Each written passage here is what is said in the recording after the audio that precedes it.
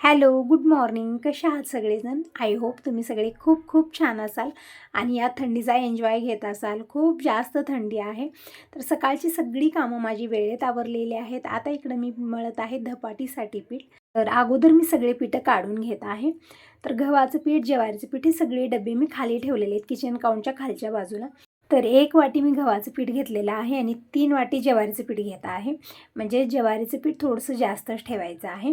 आणि इथं जे दळून आणलेले चकलीसाठी मी दळून आणलेले काय काय आहे यामध्ये, तर 2 गिलास तांदूळ आणि 1 गिलास चना डाळ व्यवस्थित भाजून मी हे दळून आणलेलं आहे. आणि हो, यामध्ये पोहे, ओवा हे पण मी टाकलेलं आहे. म्हणजे चकली छान कुरकुरीत बनतात आणि चकली पण मला बनवायचं आहे. तर दीपक जाणार आहे.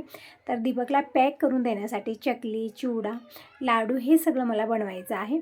पण आता इकडं अगोदर बनत आहे मॉर्निंगचा नाश्ता. तर इकडे बघू शकता सगळी पिठं मी चाळून घेतलेली आहेत. आता यामध्ये टाकूया मसाले. तर सगळे मसाले मी काढून घेते आणि दुधी पण टाकायचे आहे. तर ही दुधी बघू शकता खूप छान कवळी आहे. कालच दिनेश घेऊन आला. म्हणजे जेव्हाही धपाटी खायचं मन होतं ना, तर दुधी घेऊन येतात मुलं. आणि दिनेश इथंच बसलेला आहे माझ्या कानात गुणगुण करत. तर म्हणलं आता असंच बसण्यापेक्षा काहीतरी मदत कर, कारण सकाळी सकाळी ना खूप लेट होतो सगळ्या कामाला.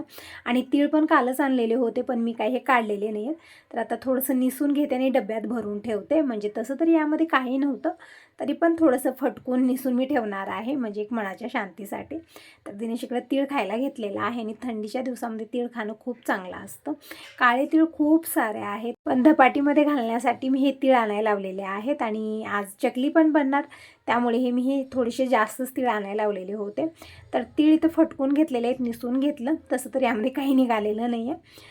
तर इकडं मी डब्यात भरून ठेवते अगोदर आणि जितकं पाहिजे तितकं मी इकडे धपाटीसाठी काढून घेते. म्हणजे 1 वाटी तीळ भरपूर होतात. तिकडं सूप वगैरे सगळं मी जागेत ठेवलेलं आहे, कारण किचनवरती खूप जास्त पसारा होतो. संग मी सगळा पसारा उचललेला आहे. अद्रक लसणाची पेस्ट पण घेतली आणि मेथीची भाजी काल आणलेली आहे, ते पण निवडून ठेवलेली होती मी, ती पण थोडीशी घेतलेली आहे. म्हणजे जितक्या भाज्या घालून आपण हे बनवलं ना धपाटी वगैरे, खूप छान पौष्टिक बनतात आणि खूप चांगलं असतं शरीराला आपल्या. आणि तसंच तर आता ताज्या ताज्या भाज्या येत आहेत. मेथीची भाजी, पालक सगळं मार्केटमध्ये छान ताजं फ्रेश येत आहे. म्हणजे आता भाज्याचं सीझन आहे. फळं भाज्या जितकं खाल्लं तितकं आपल्या शरीरासाठी चांगलं असतं. म्हणजे आपलं शरीर छान हेल्दी असतं. तर इकडं दुधीवरची साल काढून देत आहे दिनेशला आणि म्हणले चॉपरला मला चॉप करून दे. म्हणजे आता हे खिसणीवरती खिसून घेतलं तर छानच आहे. तितका वेळ नाही आणि दिनेशला अशी छोटी छोटी कामं करायला कंटाळा येतो. तर म्हणले चॉपरला पण छान चॉप होतं हे. तिकडे साल पूर्णपणे काढून दिलेला आहे आणि देठ पण काढलेला आहे. चॉपर घेतला आणि दिनेशला म्हणलं यामध्ये छोटे छोटे तुकडे करून टाक आणि चॉप करून दे तोपर्यंत, म्हणजे लाईट असेपर्यंत ही लाईटची कामं करून घे. तोपर्यंत मी इकडं पिठामध्ये मसाले वगैरे मिक्स करते आणि पीठ मळून ठेवते. धपाटी बनवायचं म्हटलं पीठ मळणं खूप मोठं काम वाटतं. पीठ मळून झालं मग धपाटी बनवायला जास्त वेळ लागणार नाही. आणि यासोबत दही पण आहे, ताजं फ्रेश दही आहे, जास्त आंबट नाही. आणि सपक वरण हे पण बनणार. म्हणजे बाबा दही खात नाही आहेत, म्हणून बाबांसाठी म्हणजे सगळ्यांसाठी सपक वरणही बनणार आहे. धपाटी आणि सपक वरण मस्त कॉम्बिनेशन आहे. तर इकडे मेथीची भाजी एकदम बारीक मी चिरून घेतलेली आहे आणि इकडे दिनेशला बघू शकता याचे छोटे छोटे तुकडे करायला सांगितलेले होते. तर हे जसं ऊस तोडतात ना तसं तोडायला लागलेलं आहे हे सगळ्या दुधीच्या फोडी. म्हटलं जसं तुला जमेल तसं कर. तोपर्यंत मी इकडे मेथीची भाजी वगैरे सगळं बारीक चिरून घेतलेलं आहे. कोथिंबीर बारीक चिरून घेतली.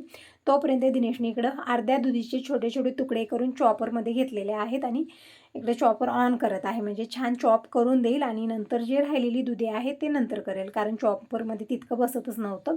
तर इकडे बघू शकता सगळ्या भाज्या मी एकदम बारीक चिरून घेतलेल्या आहेत.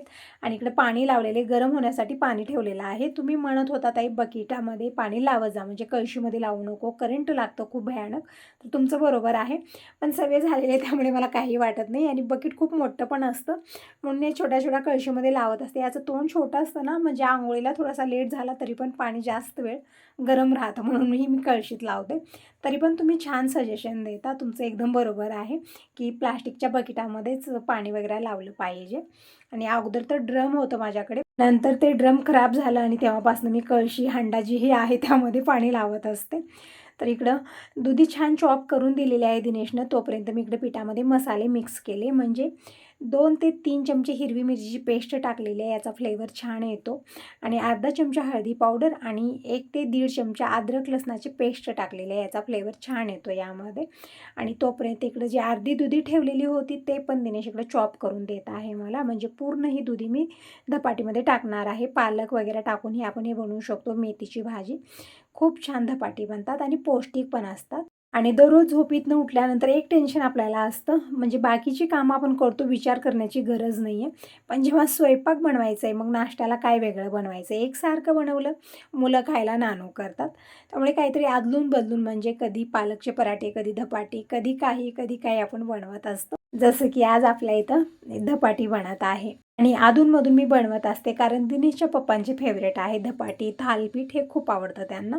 पण थालीपीठ काय मी वरवर बनवत नाही, मला जमतच नाही आहे ते. धपाटी मात्र बनवत असते. तर इकडं दुधी टाकलेली आहे, जितकी इथं चॉप केलेली होती. नंतर मी थोडीशी लाल मिरची पावडर टाकलेली आहे आणि 1 ते 1.5 चमचा ओवा हातानं घासून टाकलेला आहे. 1 ते 1.5 चमचा जिरा हातानं घासून टाकलेला आहे, मस्त फ्लेवर येतो. नंतर चवीपुरतं मीठ टाकलं आणि 1 वाटी तीळ टाकलेले आहेत. आणि जी कोथिंबीर आणि मेथीची भाजी मी चिरून ठेवलेली होती ती पूर्णपणे टाकलेली आहे. आणि आता इकडे घेतलेलं आहे 1 वाटी तेल. तेल टाकल्यानं धपाटी छान सॉफ्ट बनवून राहतात गार झाल्यानंतरही. तर हे सगळं छान मी मिक्स करून घेतलं. तोपर्यंत जितकी दुधी राहिलेली होती तितकं दिनेशने इकडं मला चॉप करून दिलेले आणि पूर्णपणे इकडे पिठात टाकलेले आहे. आता तेल टाकूया आणि छान मिक्स करून घेते, म्हणजे या पिठाला छान व्यवस्थित हे तेल चोळून घ्यायचं आहे. मग नंतर थोडंसं पाणी टाकून हे पीठ मळून घेते. म्हणजे पीठ मळून झालं ना, धपाटी बनल्यासारखीच आहे, कारण यामध्येच आपल्याला जास्त वेळ लागतो. तर इकडे जे भांडे कुंडे झालेले ते दिनेश इकडं खाली ठेवत आहे, म्हणजे किचनवरती त्याला बसायचं असतं, त्यामुळे तिथं भांड्याचा पसारा होऊ देत नाही तो.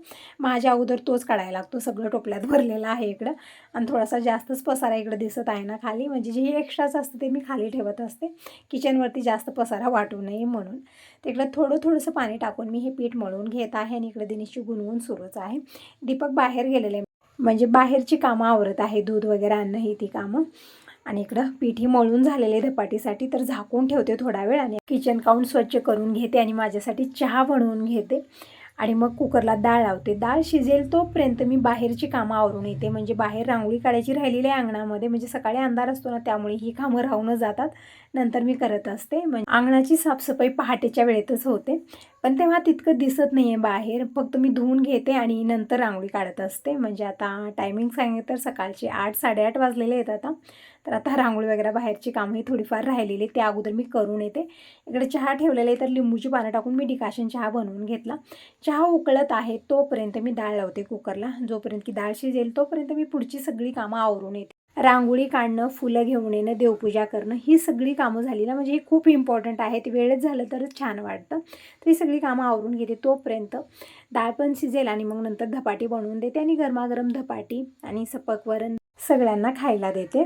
तर इकडं डाळ घेतलेली आहे तुरीची, 1 ते 1.5 वाटी धुवून घेतली आणि डाळीच्या डबल पाणी टाकलेलं आहे आणि कुकर लावून घेतला आणि डाळ शिजत ठेवलेली आहे. 2 शिटीला परफेक्ट डाळ शिजलेली आहे. आणि इकडं आता मी डाळीला तडका म्हणजे वरणाला तडका देते. सपक वरण बनत आहे. तोपर्यंत मी बाहेरची सगळी कामं आवरून आलेली आहे आणि चहा तसाच ओतून ठेवलेला होता आणि ते पूर्णपणे गार झाला जोपर्यंत मी सगळी कामं आवरत होते. परत इकडे चहा गरम करून घेतला आणि चहा घेत इकडं मी सपक वरणाला तडका देत आहे. तर कढईमध्ये तेल घेतलेलं आहे, मोहरी जिरं टाकलं, लसूण टाकलेलं आहे, थोडीशी कोथिंबीर, कढीपत्ता टाकला आणि लसूण नाही हळदी पावडर टाकलेली आहे, म्हणजे कलर छान येतो. तर इकडं फोडणी तयार झालेली आहे. आता वरण होतो आहे यामध्ये. तर एकदम मस्त आणि टेस्टी सपक वरण म्हणून तयार झालेलं आहे. तर वरणाला एक उकळी येऊ देऊया आणि आता वेट कसला आहे, पटकन धपाटी बनवायला घेते, म्हणजे आता सगळ्यांना भूक पण लागलेली आहे. सगळेजण जेवण करतील, म्हणजे एक वेळचं सकाळचं झालं ना, मग दुसरी कामं करायला मी फ्री. आणि आजचा दिवस ना खूप बिझी जाणार आहे, कारण आज मला चकली पण बनवायची आहे, कारण उद्या दीपक जाणार आहे परत ड्युटीला जाणार आहे तो. म्हणजे महिना कसा गेला मला समजलेलंच नाही आहे म्हणजे असं वाटत आहे दीपक येऊन 4च दिवस झालं, पण महिना झालेला आहे आता पूर्ण येऊन तो. आणि आता परत जाणार आहे तो, म्हणजे जेव्हा येतो 15 दिवसाची सुट्टी घेऊन येतो, पण यावेळेस 1 महिन्याची सुट्टी घेऊन आलेला होता. तर 1 महिन्याची सुट्टी घेऊन येऊ किंवा 2 महिन्याची, माझ्यासाठी तरी बघा हे दिवस खूप फास्ट जात आहेत. म्हणजे असं वाटत आहे की 2-4 दिवसच झालेले आणि दीपक परत जायला निघालेला आहे आणि त्याला जाऊ द्यायचं तर अजिबात मन नाही आहे. तुम्ही म्हणत होता ताई, तू तो जात वेळेस रडू नको, म्हणजे तो देशाची सेवा करण्यासाठी जात आहे, चांगल्या कामाला जात आहे. रडून पाठवू नको, त्याचं स्वागत कर, त्याची आरती कर आणि मग त्याला हसत हसत पाठव. तर खरं ताईनो, मी भरपूर विचार करते, पण जेव्हा तो जातो ना, स्वतःहून माझ्या डोळ्यातून अश्रू येतात. मी काय करू? मी मी भरपूर विचार करते की त्याला हसत पाठवायचं, पण तितकी हिंमत माझ्यामध्ये नाही आहे. मी काय करू याला? तर असो ताईनो, इकडं वरण उकळलेलं आहे आणि धपाटी पण बनतच आहे. म्हणजे पोळीपाट घेतलं, त्यावरती मी कॉटनचा कपडा भिजवून ठेवला आणि धपाटी थापून घेतलेली आहे आणि कपड्यासहितच पॅनवरती टाकलेला आहे. आणि नंतर कपडा काढून घेतला आणि धपाटी आलट पलट करत थोडंसं तेल लावून मी सेकून घेतलेलं आहे. एकदम मस्त आणि टेस्टी धपाटी बनलेली आहेत. तर इकडे दिनेशला अगोदर दिलेला आहे. म्हणजे गरमागरम वरण आणि धपाटी दिनेश एन्जॉय करत आहे. तर तुम्ही सगळेजण कसला बेट करता या अशा थंडीमध्ये गरमागरम धपाटी खायला? आणि दही कुणालाही खायचं नव्हतं, म्हणजे थंड आहे ना वातावरण, त्यामुळे थंड वस्तू खायला नको वाटतात. दीपकही तेच म्हणत होता, मम्मी दही नको. सपक वरण बनलेले ना, तसं तरी सपक वरण आणि धपाटी मस्त कॉम्बिनेशन आहे, खूप छान लागतं. दह्याची गरज वाटत नाही इथं. तर दिनेश तरी खात आहे. दीपकला पण म्हणलं तू पण खाऊन घे गरमागरम.